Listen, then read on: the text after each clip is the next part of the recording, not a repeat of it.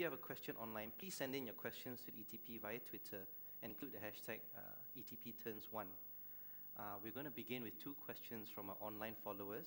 One is from @Saiwan-Star. How will the Europe financial crisis impact the ETP's targets? The Europe crisis is a concern for the whole world. Let's put it this way. And I think my view is that, we can guess. My view is that we will not globally go through a recession. And I think my view is that perhaps next year we'll go through a slowdown. And during a slowdown, there's always winners and still losers. Who are the winners in a slowdown? The countries that are competitive, period. It is absolutely critical for Malaysia to create conditions for Malaysian companies and companies operating in Malaysia to be competitive. You know why? Because in a slowdown, things get really tough. It's the ones that are making the win. You make a win during the slowdown. When the economy rebounds, you are on the top of the curve. So to my mind, the focus for us today is stay focused and do what we think is right. And so I always believe when the crisis really looms forward, the last thing that we need to do in Malaysia is to bury our head in the sand. And that's the last thing that we do. So we must not bury our head in the sand. We recognize it's going to be tough. If it's tough, we need to be a lot more resilient in the way we pursue our opportunities and push forward with the agenda. So I think the European crisis will hit us first and foremost. It will hit us immediately in terms of trade. So we'll have to make sure that our products and services that we sell, particularly in electronics, I think we will see some of that coming through. And if we see a downward trend in our export for electronics to Europe, and I think that's an early sign of a slowdown. And so the other aspect is, of course, a slowdown over there, it could mean opportunity for us because they might look for areas to put money, FDI. If we're attractive as a place to invest, perhaps they put the money in Malaysia. So I think we need to make sure that we come and speak good things about our country so that people invest in our country. The last thing that we will do is we will say doom and gloom about our country, then they will not come and invest here. So it's very important for us to look at the sun. So I would say that opportunity today is that it's not a rosy picture. There are some countries that revise downwards their forecast growth for GDP. But I take an opportunity here for us. We have organized, we got our act together and we just keep focusing on it. What's the next question? We have another question from an online follower. His name is Siraj. How can Malaysia learn from our neighboring country, Singapore, in terms of attracting FDI and being competitive in trading? Few lessons learned. Absolutely number one lesson, stay focused on the areas, the NKEAs. The reason why I think in the last 10 years we had a problem was because we wanted to do everything under the sun. I think when you want to Malaysia boleh to the full extent, that's when we run into difficulty. Can you imagine if Usain Bolt were to say he wants to be the Olympics champion in also in javelin, in short put, in also what you call long jump, at the same time 100 meters, in marathon, he ain't going to do it. So he has to focus on the area where he thinks he has competitive advantage. Lesson learned is absolutely focus on the areas that we think we are going to make it. That's why we chose the 12 sectors.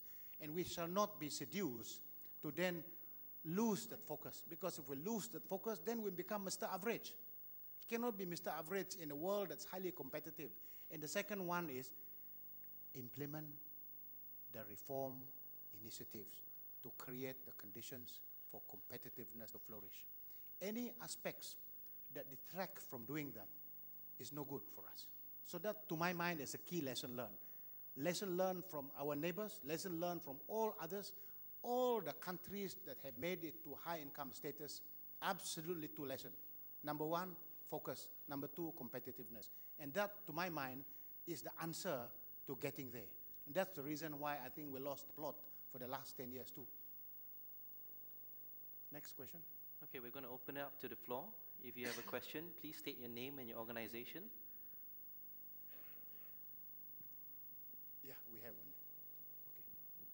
Hi, Dato Sri. I'm Leon from Panasonic. The FDI numbers looks very promising. Growth is 76%. I think year on year, first half versus first half. How are we in comparison to the other ASEAN countries in regards to growth of FDI? Some countries that are moving from low income to middle income, I always take a pinch of salt. You must look at apples and pears comparisons. If you take a look at countries that are moving from low to middle income, they may be driving at double digit. China has grown at 9.2%, but everybody moan and groan at China growing at 9.2%. But really, we used to grow at double digit too. When Malaysia was running from low to middle income, those years we were running at double digit. Because you know why? The bulk of that growth is really down to domestic consumption. So you can rely on domestic consumption, which is affluence, domestic affluence, to propel quite a large chunk of that. And of course, with low income, with low salaries, and very low costs, you can afford to do that. The moment you become middle income, necessarily you lose the competitive advantage that is derived from a low factor cost production economy, and therefore that edge is there. So the comparison is that I think what we needed to do is that, to my mind, I don't really want to look at that competition that is apples and apples or apples and pear comparison. I want to see that we must make sure our GNI target is hit. Our investment targets, we hit them, and our job target, we hit them, because that is the mark. That's the true north for us going forward. Yes. Hi, my name is Ken Ming from UCSI University. My question is, you've not mentioned anything about the subsidy rationalization program, something that you were actually very gung-ho about last year and got perhaps criticized for going on the 100% bankruptcy figure. So it's given the fact that it's a very important component of improving our public finances, what do you have to say about that? Yeah, two things I'd like to say. The reason why I didn't cover the subsidy, because today we're just talking about the ETP update. But that, since you raised the question, I'm still gung-ho about subsidy rationalization, as I was before. When we went to the public and sought public's opinion on doing this, generally speaking, the comments we got from public was three things. Agree that we rationalize subsidy. Number two, do it in small doses, not in a big bang. Number three, stretch it over a longer period of time. And if you like, in all the discussions I had at public forum, generally people want to see us drag it over 5 or 7 year time frame so that you don't put shocks into the system. And so those were the three key points that emerged in those conversations. Now, we have begun to do some of the subsidy rationalization. We did prices increases. In fact, around 97, we brought it up to market. And so we've made, I think, 3 rounds of increases in around 95. We've also removed the subsidy to foreign students who come to universities, and so they pay. When I went to study at Warwick, I remember paying full rate, whereas the local student have to pay a subsidized rate. In the past, we were subsidizing all our foreign students in Malaysia, so we made some amendments in that respect. So some of the things we done on electricity, we moved the tariff forward. In all of the conversations we had was, we were always mindful of the bottom 40%. So when we made the changes to the tariff for electricity, we have said anyone who spends less than 100 kilowatt hour a month, you take your electricity free. You don't have to pay a single cent. If you spend more than 100 kilowatt hour a month, up to 300 kilowatt hour a month, because it's metered, there is no change in tariff for you. Those two categories, the 100 kilowatt hour a month and the 300 kilowatt hour a month, that constitutes 70% of our electricity users. So essentially, the increase that we're referring to is only hitting the top 30%, and also the consumers, the industrial consumers. So in essence, we were always needing to protect the ones, the bottom 40%. And lately, as a result of concerns around increasing food prices and commodity prices, you saw even riots in Israel. There's a lot of issues, and you saw some, in many, many countries, it's become a serious concern. And some of the listening on the ground, we've heard a very loud noise from the people that we have to look at the cost of living as a very important NKRA. So hence the government included cost of living as a very important component of the GTP. So it's the 7th GTP. We have 6 NKRA. We've added the 7th cost of living. Now, cost of living, why I mentioned that is because with regard to rationalization, you now have to say, well, if cost of living is an issue for the public at hand, you then have to weigh that in relation to how robust you chase the subsidy rationalization. That said, let me return to the point about the bankruptcy, to again and again to correct the perception. A lot of people said, Idris said the whole of Malaysia will be bankrupt by 2019. You know, they forgot that I made the word if. The qualification is if. Let me repeat. If our economy grows for the next 10 years on average of less than 4%, and in fact, our scenario was around 3%, if, so 3%, that means we don't actually do the ETP. There's no ETP. By the way, when I spoke, there was no ETP then. So if we grow at 3%, and we do not curb our operating expenditure, which includes subsidies, and therefore we need to borrow at a rate of 12.5%. In fact, the same numbers is picked up by the Auditor General in his report. So that means if our annual debt rises at 12.5% per annum, as we did in the last 10 years, and if our revenue does not grow, because the economy grows at only less than 4%, then we've had it. The presumption is we've had it. That means we would have reached our debt position of 100% of GDP by 2019. But rest assured, of course, we in government will never allow that to happen. We will do everything in our powers to cause that not to happen. Hence, we introduced the ETP, the Economic Transformation Program, so that we will then be able to grow at higher than 4%. So it will then be able to get more revenue for the country. And if we can do that, I think there's a way forward. And so really, when you think about it, you grow the top line as in any business. So if you grow the top line, it's in this case, our economy needs to grow, and then the government revenue needs to kick in.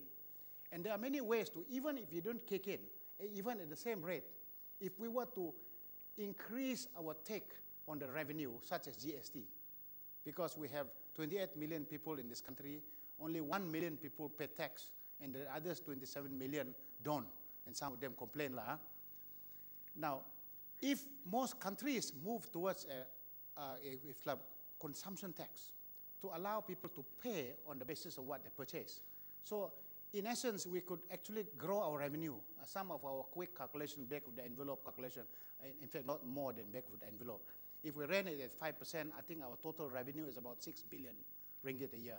If we ran it 7%, the same rate as Singapore, that's 13 billion ringgit over a 5-year period. So there's a lot of revenue, even if we did not grow our economy at 6%. So therefore, you should grow the economy at greater than 6% by pushing on the things I described. At the same time, you increase your collection of the revenue through a much more effective tax rate. That means balancing much more away from just direct taxes into consumption tax. So we could actually find ourselves with a lot of levers to pull. I would suggest in any country that we run, we have to make sure to grow the economy. A lot of people make the mistake of saying, oh, Idris, but you must not borrow money now, because if you borrow money, you increase the debt. My point is that we should borrow money, provided that money is spent as an investment, development expenditure, rather than operating expenditure. Because if you borrow money, government debt is put in projects that will help you to grow the top line, that's okay. But if you borrow money to spend on operating expenditure, then we run into trouble. And that's why when you run an economy in a country, we need to make sure that our borrowing is disproportionately focused on investment. That's why a lot of the projects under ETP, we'd like to borrow money to cause this to happen, because it will propel revenue, and therefore income revenue for the country and growth for the economy. Thanks. Okay, we have Next another question from online before the next one. This comes from Brian Lee. What are the challenges in getting alignment from the ministries who are private project owners? Alignment. The good news is that we have the steering committee meeting. All the business owners, actually, we take them into the steering committees. When they have difficulties, they come to the meeting for us to discuss. And one of the interesting steering committee meeting is Greater Kuala Lumpur. And I like this one because Greater Kuala Lumpur, all projects within Greater KL, you know, Greater KL straddles federal territory in Selangor. And so we have to get the BN people together with the Pakatan people together. You know. So in fact, we have Tan Sri Khalid Ibrahim in the same room as Raja Nongchik. So the joke we have when we talk about MRT and we talk River of Life, every steering committee meeting, we have both sides of the divide working together. The joke is, dua bantal, satu mimpi. Because the point is you cannot talk about MRT and say, well, I'm only focusing on the MRT that runs only in federal territory. Forget the one that go to PJ. Forget the ones that cover. You can't talk about a river and want to clean the river that is only in federal territory. But you know, the whole river, Klang River, straddle both. And so the good news is there is even alignment between Pakatan and if you believe me and the Barisan fellows, because of dua bantal satu mimpi. And so we bring in the private sector to come in there. Of course, the private sector, they want an arm and a leg. They'll give you 101 reasons why government must give all sorts of incentives. You know, we always ask the question, if we throw our incentive public funds, will it generate the kind of GNI we require? How do we calculate GNI? Check the EBITDA plus the employee compensation. That's our definition of GNI. This is the same definition that's being used in other countries, including Singapore. So for us, if it's negative GNI, we're not interested. So when you talk about alignment with private sector, we are not aligned if private sector want a lot of public money and they walk away with all the money and laugh all the way to the bank. Because our job is to make sure public funding is put there to generate the GNI required for the economy and also jobs. So to me, alignment exists when we get True North. Alignment will not exist if it does not lead to True North. Next question. We have another one from an online follower, Sumita Raj. All EPPs have their respective timelines in terms of completion. Will the goalposts be moved in the event these timelines are not met? Yeah. In fact, as I said, all the ETPs I've said before, these are the key things that we measure, 4 things we measure under the monitoring. Number 1, GNI. Even under GNI, it falls into 2 components, committed GNI and realized GNI. Number 2, investment. Committed investment, realized investment. Number 3, jobs. Committed jobs, realized jobs. Number 4, project implementation milestones. So those are the 4 things that we measure and check on a weekly basis and a monthly basis. Now, we do have timelines for all of them. Some of the projects, if in the course of doing all this, they are not going to work, we drop them. In fact, some of them never even started. I can give you one example. Under our,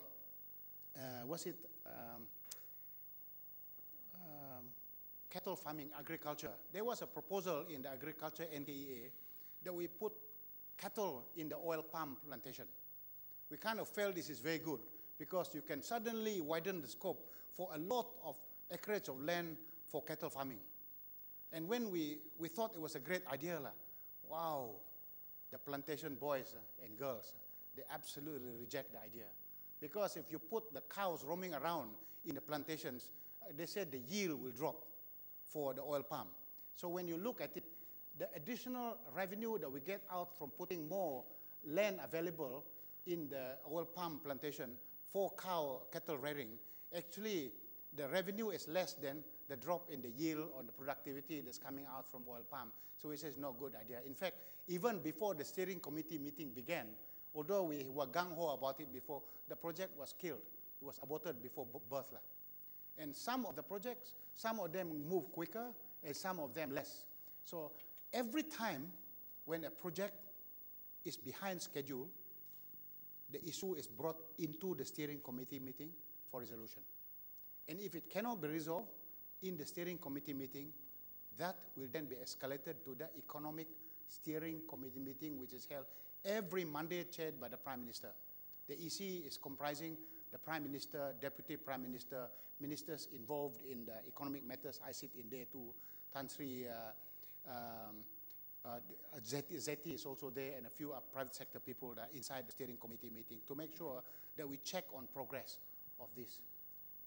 Dato Sri Amisham is also there in, outside just the cabinet people. So essentially, when they are lacking, they are behind schedule, we try and make sure that they come on stream. But if the project is no good, it's no good. It must be dropped and you add new ones. Are there questions from the floor? Hi, Suyin from Deutsche Bank. I've got two questions. The first is with hindsight, what do you think could have been done better? And second, the project that we've not talked about, which is the MRT and the largest, how is that progressing? So the second one? On the MRT, which is the largest project in the ETP, how is that progressing so far? Yeah, my first question is, what would we should have done differently? We should have started this program 10 years ago. And I think if we did do that before, I think we would have probably made a long way forward. Frankly speaking, if 10 years ago we had a focus on the specific areas, we could have made it. I mean, yeah, of course, hindsight is hindsight. But again, as I said, that's not about focus, but competitiveness. The more we would have liberalized and the more we created the conditions for competitiveness to flourish, and I think we would have made it. So that, I think, is the key lesson learned. In the more immediate term, what would we have done differently right now when we did this? I think if I had to rewind the clock, I would have probably put much more emphasis right up front as we were doing this on the SRI. Simply because there are a lot of people that said it is much of the ETP was very much project bias, not so much the SRI. But remember, we had two teams that were doing this. We had a team that had been focusing on the strategic reform initiative under Dato Sri Amisham, and they were doing that, and we didn't want to go out there and double up and do that, and so we focused on the project there. But we were quite clear about the two strands. The focus under NKEA, competitiveness under SRI, that we will marry the two together. But because we came up very loud on the project, the NKEAs, they were too loud, it overwhelmed the strategic reform initiatives. And the impression created that we were just into project creation rather than the fundamental transformation within the economy. So if we had to rewind the clock, I would have probably one team that does it, and we do it together. And by the time we announce, we talk about both the yin and the yang, the doing and the being. So the doing is the projects, the doing and the being is the SRI. We would have done that yin-yang diagram together. MRT. MRT is absolutely, in my opinion, totally and utterly needed for our city. If we do not have an MRT, I can tell you by the year 2020, this city will be choked. I just came back from Singapore yesterday. I met the Deputy Prime Minister in Singapore, and, and we have long discussion with the Minister of Finance too. Essentially, they mentioned that during the time when they launched the MRT, there was quite a small percent of people, the 5%, that objected to it. For all sorts of reasons, they said you can put 1,000 buses or X numbers of buses, it will do the jobs. The problem with that is that we know when you reach a certain threshold, numbers of people in the city, no amount of bus will solve that problem. You need a very different modus operandi to doing. So our issue is that I think we've justified the need for it. Even in London, when they did it, there's always the 5% or less that objected to it. There's 95% that said it's a good idea. Usually the ones that are affected through acquisitions, they will object to it, quite understandably too. And so for us, when you got to move this through, when you run the lines through people's homes, for example, into their land and involves acquisition, much as you want to rush through it, you have to do it humanely. And so since Dato Azhar Hamid has joined in as the MRT core and he's got 100% focus, they've gone out to discuss with all the landowners in the what you call Bukit Bintang and others, and I think they reached more or less a kind of conclusion for how to move forward. I shall not announce what the deal is and how they're going to do it, but I think they reached an understanding how to move and get that going. So I feel good about the progress so far, leave him to do that. Now, to our mind, we've now done this. We've made the tenders out for the tunneling work. We have bidders coming from China, South Korea that made bids to it, and also Japan have made bids to it, and Malaysia. And so under that Swiss challenge. So that's being done, and all the other packages are out for bidding. And so our job is to make sure that we bring down as much of the cost as low as possible, and at the same time, we will bring in quality. So our work cannot be for gifted amateurs. So when you do a project so big like this, like a tunneling, you cannot put the safety of future customers on the line for a faulty MRT. So it's absolutely essential that we do this. That's why we brought in the guy who is the technical project director that helps us to run this, Marcus Karakasan, almost Kardashian. So that's his name lah. So we brought him simply because he was the guy that helped them build the MRT in Singapore. He's Brit, by the way. And he helped build the Jubilee line in the UK too. There's a lot of experience inside there. For us, it's very important that we learn from the experiences of others, bring it to bear in the way we run this project. We're not perfect. That's why we're going out there. We found out how Singapore has done it. We've been in discussions with the folks in Singapore, in Hong Kong, even as far as Istanbul and Seoul. So some of the lessons learned. One thing that is very clear, in every single one of those people that ran this project, without exception, I'm not saying this is an excuse. You can look at the data. No MRT project was built below budget. And I was scared when I wanted to say that. We're trying hard to do that, that every single one of those projects, they went above the budget. And because many a times you underestimate the requirements, because when you do it, every time you do it, it's the first time that you do it. Nobody do an MRT many times over like buying a car. And so when you do it for the first time, it's a lot of learning lessons. So the trick for us to make sure that we learn the lessons from others and see that we can reduce as much as possible any cost overrun. So it is a very important one. The project itself is steered at the highest level. The Prime Minister himself sits in the steering committee. The EXCO is none other than our Chief Secretary, KSN. And so a lot of people are involved in this process to make sure that we get value for money and quality work for MRT, because it's a big project. And we owe the whole Malaysian public who live in Kuala Lumpur a fantastic MRT. Thank you. Is there another question from the floor? Yes. Thank you. I was interested to look at the figures you gave on the talent that was returned to Malaysia, 400. Do you know how many we lost? Well, there's the net increase. That includes the loss and the plus. So the minus and the pluses, the net is it's a bit like trade. Trade is export minus import. So we've seen some losses and some negatives. So jobs, when they say loss, means jobs that are deleted. Company closed down, so those jobs are gone. And so some companies also rationalize their processes, so they reduce the jobs. So it includes, in essence, it's a very tricky thing. It's not easy to do. That's why I made a comment about the health science, that DOS is still going through verifying the numbers, because it's not easy to do. In fact, some of the numbers that we had, we're also challenging DOS. Are you sure these numbers are right? But you must know, but all Department of Stats, and we are no exception, all statistical work that is done either in Malaysia, Singapore, and the US, nobody does this as 100%. It's all sample. So you must remember, even GDP numbers in Singapore is done on sample basis. Every country in this world, I thought last time when I was in outside the government that, you know, the DOS have a real hold over every number, every job in the country. Of course, the reality is that is a world that is perfect, but there's no way you could know all that. So it is sample that's being done. So of course, in sampling, there's always the distortion with regards to a representative nature of the sample that is taken. But usually, I would say that in terms of the techniques they use, all the techniques that DOS use comply with every other best practices in statistical work that's done across the board in other countries. So that said, you know, the numbers are plus minus, but that's the net result.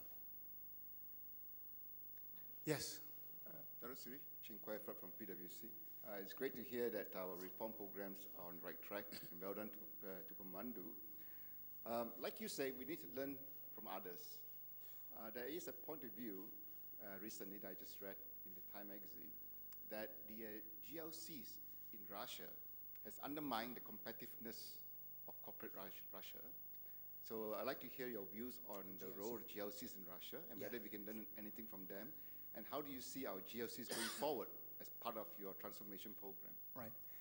If you recall in the, although I didn't touch on it, under the Red Book, the new economic model concluding part, there is a chapter on what is called government role in business. GRIB in short. That means rationalizing the role of GLCs in business. We kind of felt that there were a couple of areas where GLCs or government ought to be involved in businesses. And we said these are the key 4 areas, and if I can remember them, if you have the slide, it would be helpful. And the first one is infrastructure project. So if you have a MRT, you cannot find any country in the world where the private sector build an MRT. And so therefore, large chunk of infrastructure project, government ought to participate in doing it either directly or through a GLC or etc. So there's some infrastructure utility or public goods kind of definition of items. The second one is where the private sector requires an additional investor. It's called a tipping point. That means the private sector comes out to do something and kind of cannot do it on their own because there's not enough tipping point. So the government can participate by providing some kind of assistance, either directly or indirectly via a GLC being involved.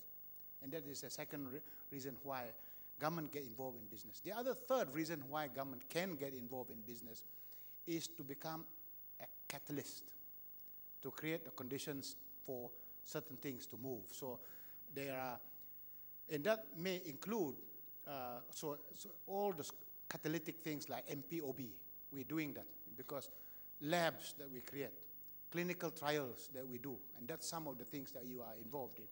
And finally, some very expensive technologies. And some people say that if you allow the private sector to do it, because the R&D costs associated with technology is so punitive, private sector, you won't do it. So there is not enough invention or innovation if you were just to restrict to that. Those were the core 4 areas we believe. Those are the reasons why GLC ought to participate in business. Now, if you don't fulfill that, then I think we encourage the GLCs to not do lah, don't crowd out. And so we've started by saying there were 31 companies that were identified, and some of you remember the numbers. 31 companies identified, government-linked companies or MKD companies, where we will want to do corporate action. Some of them are through IPO, some of them are through paring down of the asset or diluting the asset, or some of them are through closure.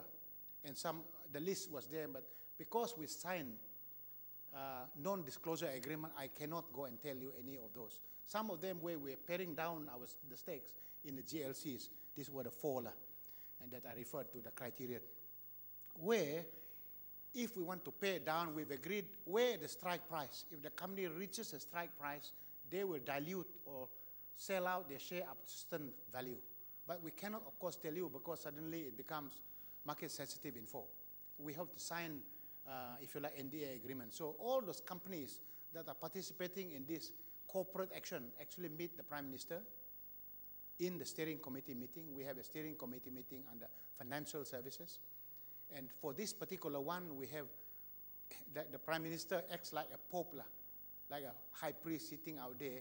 They come one by one because we in Pamando sit out there and then participate. Nobody else sit in the steering committee meeting because it's so sensitive, the information there. And that's what we're doing under, under some of that. That said, it's a long way away from rationalizing it. But I would say this to private sector people, don't worry too much about the GLC. My own take today is this. Malaysian companies, either GLCs or non-GLCs, I would like to see a Malaysian company producing this and be the market leader to produce this in selling it in US, in Japan, in Korea, and be the market leader. It doesn't need a GLC to prevent it from doing that. You can do it right now. Who is the Malaysian company that can produce this microphone and win the market share in the world that can do it. Nobody is preventing it from doing that. Who is the Malaysian company that can produce shoes that is so competitive in terms of pricing and quality that can conquer an international market? No GLCs will prevent it from doing it. So I return back to the point about competitiveness. If we create the conditions for Malaysian companies to be competitive and that we can win by selling our product and services away in the international market, that's where the game is played. I would say this, as a fellow Malaysian, we're all at fault. The Klabits are at fault, the Dayaks are at fault, the Chinese are at fault, the Indians are at fault, the Malays are at fault for quarreling amongst ourselves over this small cake called the domestic market. The huge market is out there. It reminds me, I was fishing with my nephew in Perth, and we were fishing here, we were casting our rod and very far out at sea. There was a very big beach. There was an Aussie who was casting his rod very far too, and he caught a big fish. My nephew walked close to him and threw his line next to it, and they bungled and you know, Maggie Mila. And as they pulled the line, my nephew was meekly going out to him and said, sorry. So the Aussie said to him, it's a big beach, mate. So in Malaysia, to my mind, we cannot be so hung up about this small market in Malaysia. It's saturated. So much of our own consumption, we cannot propel our economy by doing that.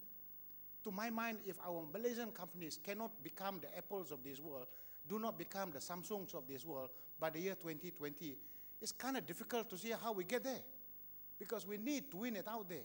So the key here is competitiveness. So if we can find a way in which we get Malays, Chinese, and Indians and Dayaks to work together to form companies, joint venture, to go and beat the hell out of the Japanese in their market and sell our product, that truly is one Malaysia, you know. To my mind, the fixation about the quarreling about this market is our problem. We should start looking at how we can win it out there, and rather than hammer ourselves to death by complaining and moaning and groaning about what is not happening in the market because I didn't get enough of that cake. I think wake up, that beach is very big, mate. Okay. Yeah. One last question from the floor.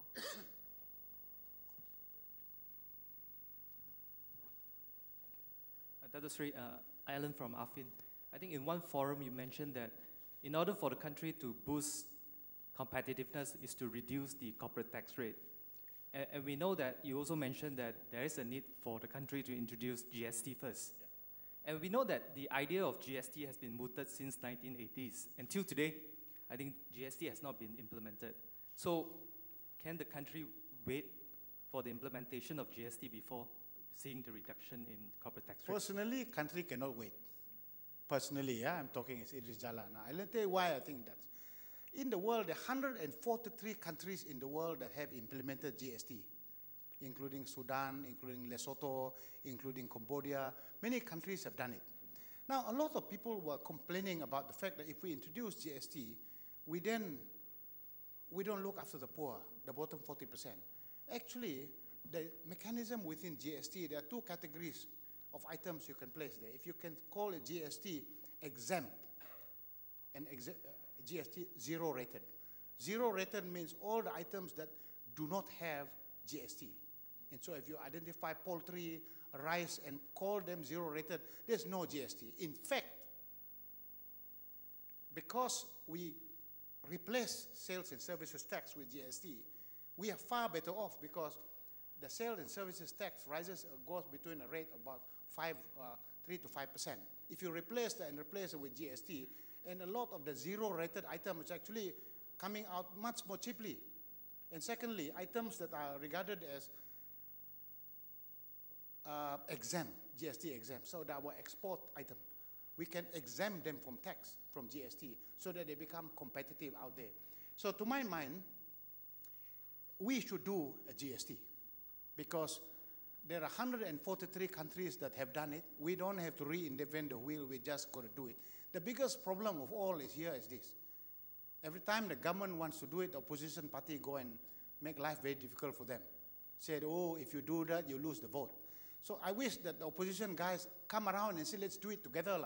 Because for our country, it is absolutely essential that we do this.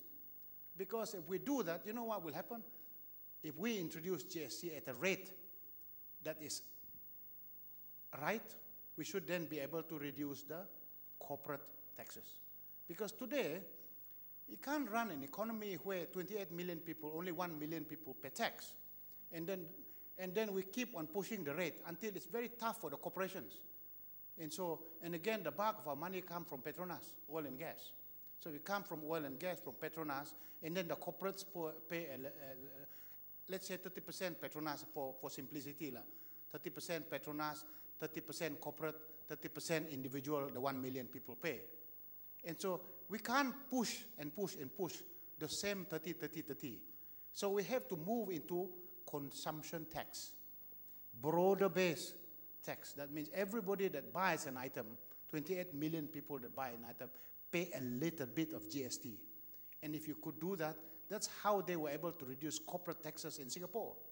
When they started in Singapore, I think they began GST at 3%, they then moved it to 5%, then they moved it to 7%. When they moved to 7%, they correspondingly, proportionally, were able to reduce corporate taxes. And again, if you were to do that, it propels competitiveness. And if competitiveness flourishes, then many of those companies can then win in the market externally. So I think it's all the ecosystem. It has to work.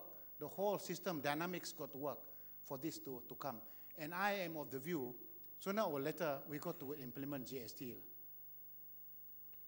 Okay, I'd like to call your attention to our tweet wall, Dato Sri.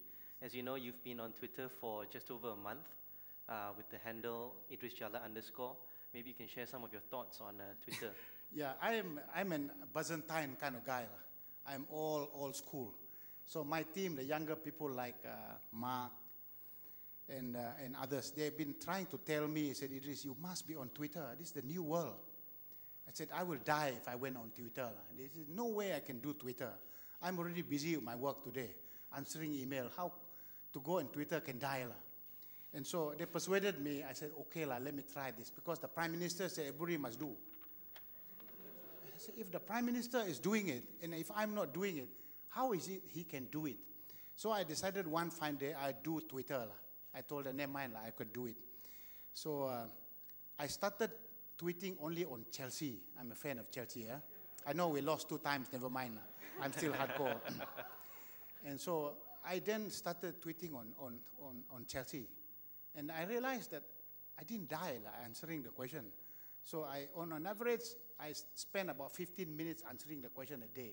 So if you can spend 15 minutes a day, it's okay. And so I decided then to go into the work. I introduced the work there. And so I answer as many of the questions personally. Nobody touched my Twitter. All the replies from my Twitter is 100% Idris Jala Tulin. Nobody put anything else inside it. Just in case you think I employ Mark to answer for me. But the reason why I say that's the following, and some of you are business leaders here. I realize that some of us are not attuned to the new world. And so I guarantee you will not die if you do it. And you will not spend a long time. So you know why you cannot spend more than 15 minutes? Because you cannot write long story. Only a few lines only have to. If you put long story, it cannot get sent. So you have no choice. It rations you. So don't be scared. Corporate Malaysia, it's good to be kiasu. Competitiveness. So Twitter, I think I'm a fan of it. It's a very good tool. It's not perfect. You cannot go there and have a very lengthy discourse on Twitter. That's not the medium, because this is the medium. You have to have face-to-face interaction. But Twitter is a very direct way of engaging, so you get. One of the things I heard looking at Twitter is that I get to hear the real moaning and groaning from the public. A real moaning and groaning. I would say in the last 4 weeks, the serious moaning and groaning I hear, the majority of them relates to urban public transport, KTM. A lot of problems about buses. So indeed, it gives us all the comfort that we're doing the right thing, trying to fix all those things. And so some of them, they don't know what we're doing. Some of them complaining about KTM. How come you're not doing anything with KTM? Of course, we've announced, but they didn't know that we did. In fact, we've ordered 38 new trains, EMU. One has already arrived. In fact, by the end of this year, 5 would have arrived. By middle or end of next year, all 38 would have arrived. All the KTM trains would have been there. You know, that is big. The total number of LRT trains that we put all together is 22 last year. We carried 2.4 million additional passengers last year. And the total new buses that we injected into the system was more than 400 last year. We repaired more than 500 bus stops in Klang Valley last year. And so a lot of things are being done, but people still, it's still a moaning and groaning. You know why? Because the answer lies in MRT. We still need to we return to MRT. We got to do it. We have to do it. And I hope all of us come around and say, I hate the day I have to go for a meeting in town today when it rains on a Friday. How many of you have been caught 2 hours? I got caught 3 hours one time going to a particular function in KL, and it rained cats and dogs. And I found myself really stuck in the rain. Can you imagine we don't have MRT and it rains in 2020? My God.